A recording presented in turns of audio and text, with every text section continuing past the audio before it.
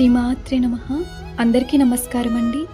లలితా సహస్రనామంలో 35వ శ్లోకం. కంఠాధః కటి పర్యంత మధ్య కూట స్వరూపిణి శక్తి కూటైకతాపన్న కట్యదో భాగదారిణి. భావం: కంఠము యొక్క క్రింద నుండి నడుము లేదా నాభి ప్రదేశము వరకు గల శరీరమును పంచదశి మంత్రములోని మధ్యకూట స్వరూపము గాగల. పంచదశి మంత్రములోని శక్తి కూటముతో సామ్యమును పొందిన నడుము యొక్క క్రింద ప్రదేశమును ధరించి ఒక్క నిమిషం కళ్ళు మూసుకోండి. అమ్మవారి దివ్య రూపాన్ని ఊహించండి. ఆమె శరీరంలో ప్రతి భాగం ఒక మంత్రశక్తిగా వెలుగుతోంది. గొంతు నుండి నడుము వరకు మధ్యకూటము అనే శక్తి ఉంది. నడుము క్రింద శక్తి కూటము అనే శక్తి ఉంది. ఆమె రూపం మంత్రాల సమాహారం లాంటిది.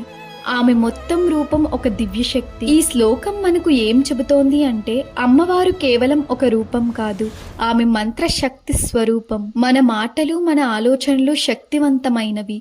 మనము మంచి మాటలు మాట్లాడితే మన జీవితంలో మంచి జరుగుతోంది. ఈ రోజు మనం మన మాటలను జాగ్రత్తగా ఉపయోగిస్తున్నామా అని ఆలోచిద్దాం. లలిత అమ్మవారి కృప మన అందరిపై ఉండాలి.